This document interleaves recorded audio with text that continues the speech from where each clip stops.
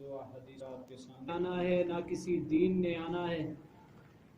نبی آخری، یہ امت آخری، یہ دین آخری۔ اب یہ جو دین ہے قیامت تک اسی دین پر عمل کیا جائے گا۔ اللہ رب العزت کے پیارے نبی حضرت محمد عربی صلی اللہ علیہ وسلم نے جب مکہ کے اندر تبلیغ شروع کی، سخت آزمائشوں کا سامنا کرنا پڑا۔ پھر ہمارے نبی صلی اللہ علیہ وسلم مکہ کی اس تکلیف دہ زندگی میں جب رہے، صحابہ اکرام ایمان لاتے رہے اور تکلیف برداشت کرتے رہے، تو اللہ رب العزت نے ہمارے پاک نبی کو ہجرت کا حکم دیا کہ آپ مکہ مکرمہ سے مدینہ کی طرف ہجرت کر کے چلے جائیں۔ ہمارے نبی صلی اللہ علیہ وسلم مدینہ کی طرف ہجرت کر کے گئے۔ جب وہاں پر پہنچے، اسلام کے دیگر احکامات بھی نازل ہو رہے تھے۔ وہاں پہ ہمارے محبوب نبی صلی اللہ علیہ وسلم کو حکم دیا گیا، اذن للذین یقاتلون بانہم ظلموا، اے میرے نبی آپ کو اجازت دی جاتی ہے، آپ اللہ کے راستے کے اندر قتال کرو۔ ایک اور آیت کے اندر خالص اللہ تعالیٰ نے نبی کو حکم دیا، فقاتل فی سبیل اللہ، اے نبی آپ اللہ کے راستے میں جہاد کرو، قتال کرو، لا تکلف الا نفسک وحرز المؤمنین، آپ سے آپ کے متعلق پوچھا جائے گا۔ اور آگے جو حکم دیا وحرز المؤمنین، وحرز المؤمنین، کہ آپ مسلمانوں کو قتال پر ابھاریے۔ میرے مسلمان بھائیوں، حضرت آقا مدنی کریم صلی اللہ علیہ وسلم نے جب یہ حکم سنا، ہمارے نبی صلی اللہ علیہ وسلم بدر سے لے کر تبوک تک 27 مرتبہ میدان جہاد میں گئے۔ غزوہ احد میں دندان مبارک کا شہید ہو جانا، سر مبارک کا زخمی ہو جانا، رخساروں پہ خود کی کڑیوں کا چلے جانا ہمیں یہ سبق دیتا ہے کہ ہم جس طرح اسلام کے دیگر احکامات کو مانتے ہیں، ان پہ کچھ نہ کچھ عمل کرتے ہیں۔ جس جہاد پہ اللہ کے نبی کا لہو گرا ہے، جس جہاد پہ اللہ کے نبی کا منہ بولا بیٹا زید بن حارثہ شہید ہوا ہے، جس جہاد کے لیے اللہ کے نبی 61 سال کی عمر میں تبوک کے میدان میں گئے ہیں، جس جہاد کے لیے اللہ کے نبی کی خدمت میں بوڑھے آ رہے ہیں، ہم نے جہاد میں جانا ہے، نابینا صحابی آ رہے ہیں، ہم نے جہاد میں جانا ہے۔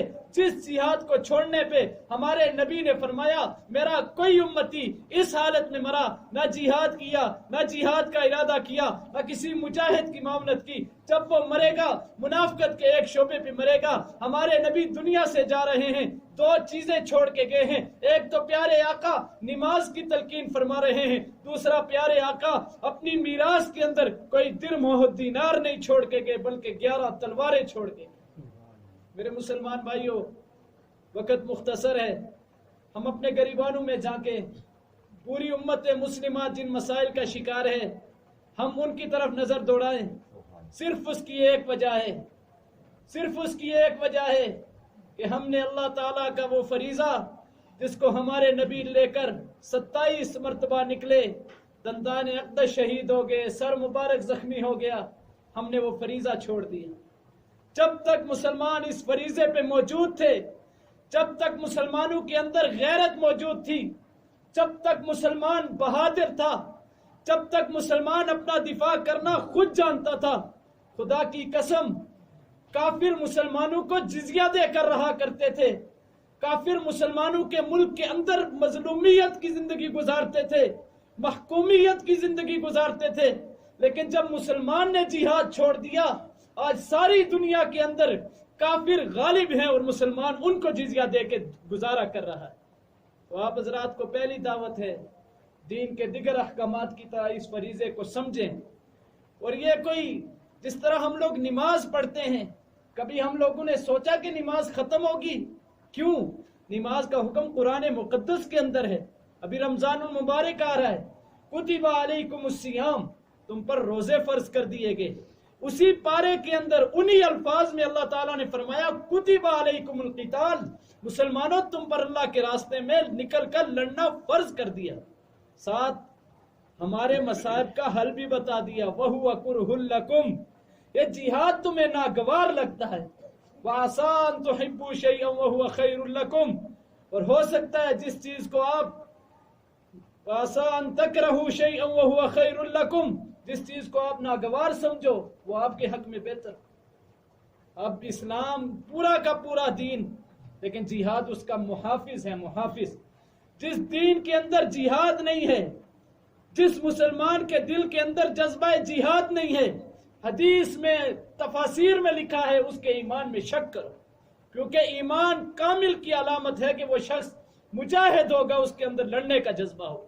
میرے مسلمان بھائیوں، ہم لوگوں نے جہاد چھوڑا، پوری دنیا کے اندر مسلمان مظلوم، ہمارے یہ پڑوس کے اندر مقبوضہ کشمیر ہے، 8 ماہ سے وہاں جو خون کی ہولی کھیلی جا رہی ہے، کون سا مسلمان ہے، کون سا بزرگ ہے جو یہ تصور کرے کہ اگر میرے سامنے میرے گھر کی آبرو ریزی کی جائے تو میں کیسے زندہ رہوں؟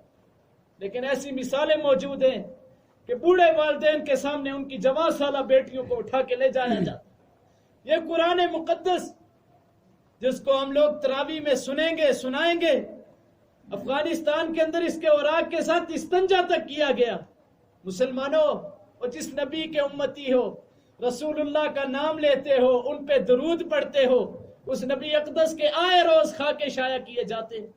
دور نہ جاؤ، ہماری صفوں میں قادیانی گھس چکے جنہوں نے ہمارے پاس ایک ہی نبی اقدس صلی اللہ علیہ وسلم کی ختم نبوت کا وہ ورثہ ہے۔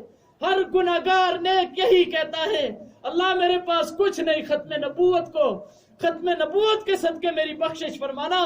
مسلمانوں، سوئے رہے لاؤ، آج پیارے آقا کی ختم نبوت پہ بھی ظالم ڈاکے ڈال رہے، صحابہ اکرام کو ظالم گالیاں دے رہے۔ کیا وجہ ہے؟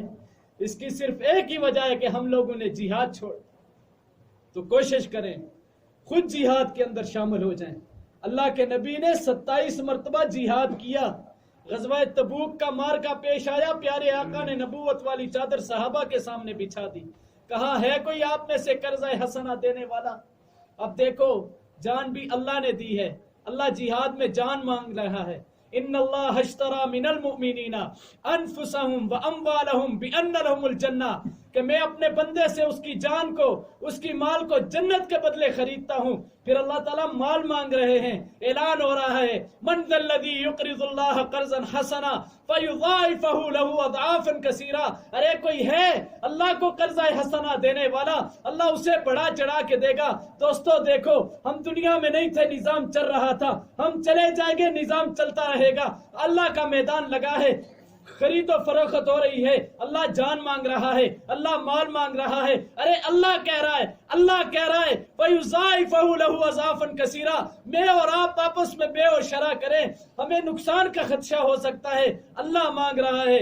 مسلمان دوستو، سب سے افضل راستہ اللہ کے راستے میں دینے کے لیے وہ جہاد فی سبیل۔ آپ خود سوچیں، میں اگر آپ کے پاس آؤں کہ بھائی مجھے پیسے چاہیے، آپ کہیں گے ہاں دیں گے۔ اب اللہ کے نبی کا یہ فریضہ ہے۔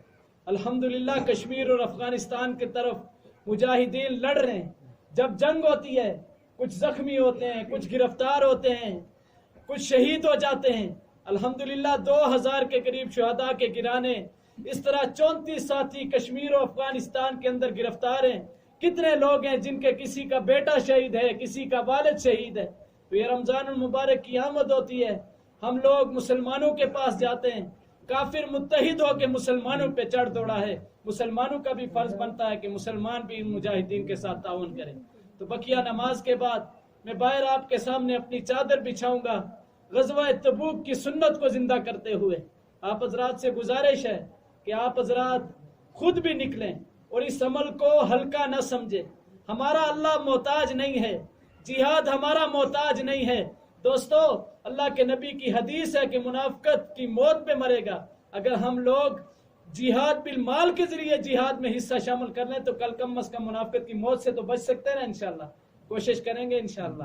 یہ جہاد فی سبیل اللہ قرآن مقدس میں، احادیث میں بہت زیادہ فضائل ہیں۔ اللہ کے نبی نے فرمایا ایک تیر کے بدلے 3 آدمی جنت میں جائیں گے، تیر بنانے والا، خرید کر دینے والا، اور تیر دشمنوں کی طرف پھینکنے والا۔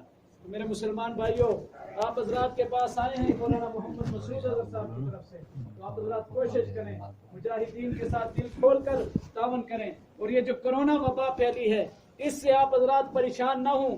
حضرت امیر محترم کی طرف سے پیغام ہے کہ دعائے عافیت تمام مسلمان پڑھیں۔ اللہ تعالیٰ کی طرف رجوع کریں. جب اللہ تعالیٰ کا عذاب آ جائے مسلمانوں کو مسجدوں کی طرف آنا چاہیے, مسجدوں کو آباد کرنا چاہیے. اللہ کرے جو کچھ کہا سنا اللہ مجھے عمل کی توفیق عطا فرما دے. وآخر دعوانا الحمدللہ.